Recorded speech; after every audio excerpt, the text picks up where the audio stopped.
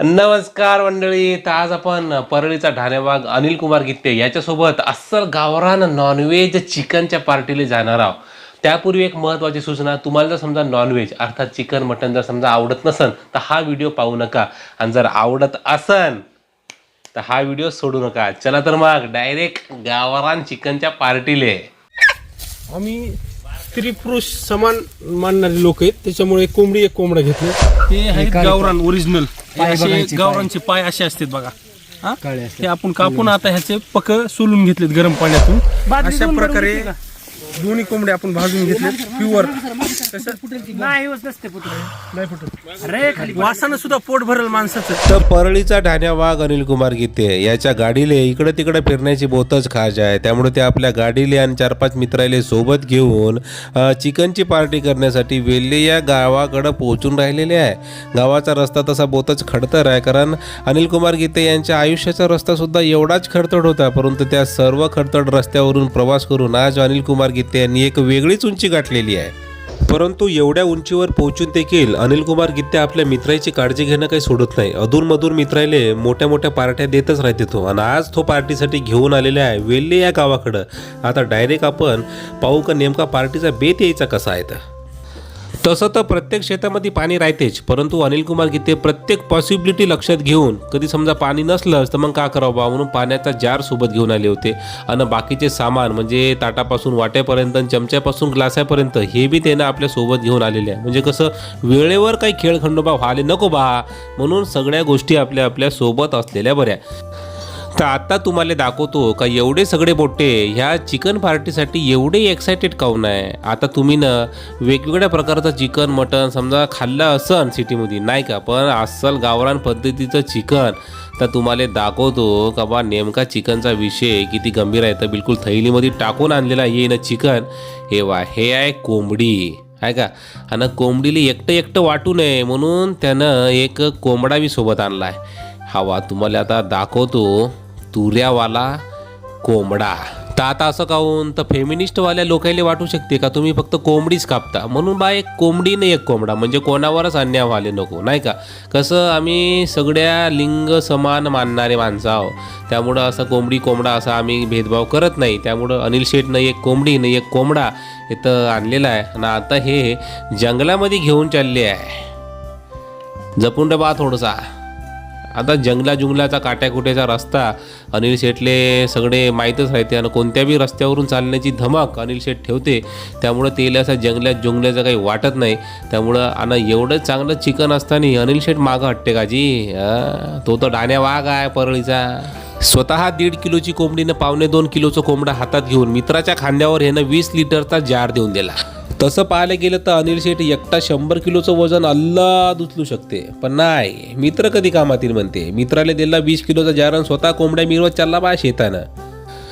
एकंदरीत अनिल शेठची शरीर यष्टी आणि त्याचा खुराक जर पाहिला तर 15-20 किलोचं बकरंही तो अनिल शेठ एकटा संपू शकते. पण आता ह्या कोंबड्यामध्ये ना एवढ्या मित्रामध्ये कसे हिस्से पाडणार आहे आणि मित्राच्या वाट्याला काय येते ते आता मला थोडासा डाऊटच येऊन राहिला. गावरान कोंबडी मस्त दाबाले भेटन या हेतूनं मित्र सोबत तर आणले आहे त्यानं आता, पण आता मला असं वाटते का बा मित्राच्या हिश्श्याला फक्त रस्सा येईन आणि पीस सगळे अनिल शेठ खाऊन घेईन. कारण मित्र जेवढ्या आतुरतेनं येतं सगळे कामं करून राहिले पहा तुम्हाला दाखवतो का तेले बहुतच उत्सुकता आहे लागून राहिलेली का आपल्याला गावरान कोंबडी खाली भेटणार आहे. पाय झाडानं पाणी पेलाय तरी झाडाला पाणी देऊन आला तो मित्र, जेवत नाही म्हणते. हे वाय पुरा प्रत्येक जणांना आपापलं काम इथं वाटून घेतलं आहे का करायचं ना का नाही. प्रत्येक जण आता तत्पर आहे, बिलकुल वाट पाहून राहिला कधी एकदा ते कोंबडी शिजते ना कधी आपण खाले तत्पर होत होतं. हे वाय बिलकुल चुली बिलीपासून बिलकुल लाकडं बिकडं ठेवून तयार. चुलीवरचं चिकन अस्सल बिलकुल गावरान जमतच नाही, पुरा डोंगात आहेच. आणि कोंबड्याला थोडासा तात्पुरता आराम इथं त्यानं दिलेला आहे, आता त्याला कायमचा आराम भेटणार आहे. हे आहेत गावरान ओरिजिनल. असे गावरांचे पाय असे असतात बघा.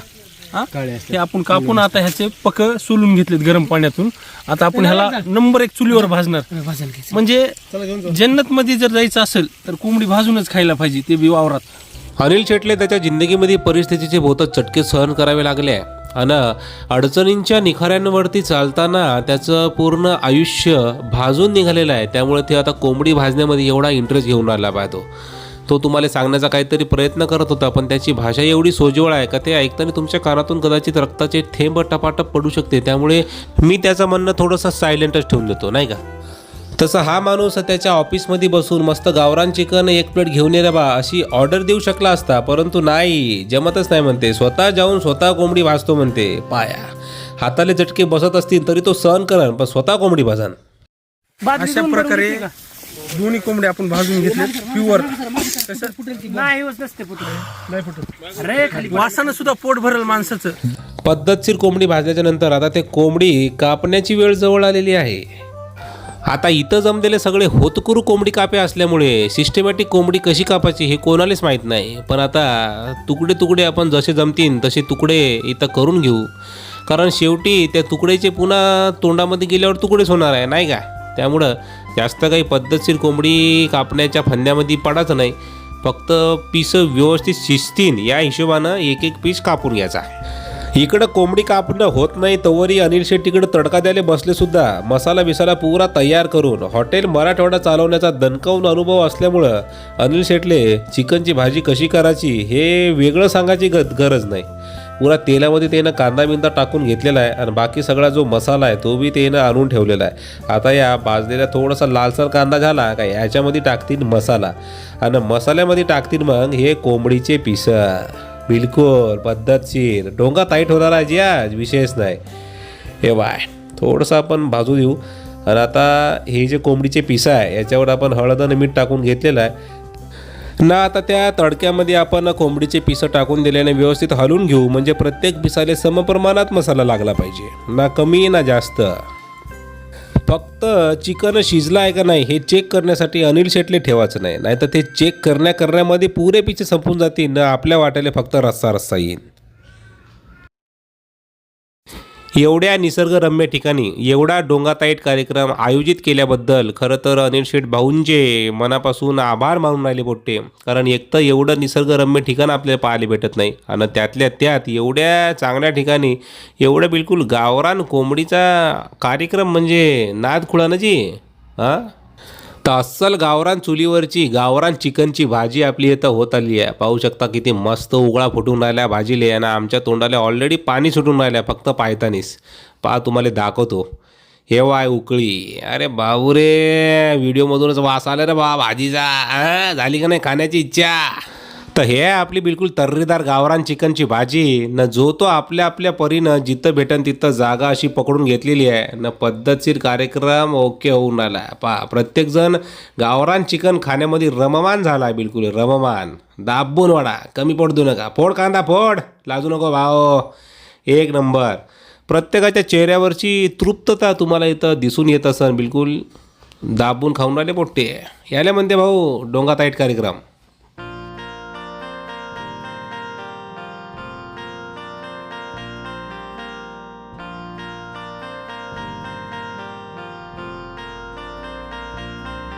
माझ्या प्रेमाचा व्हायरस तुझ्या मनामध्ये घुसू दे.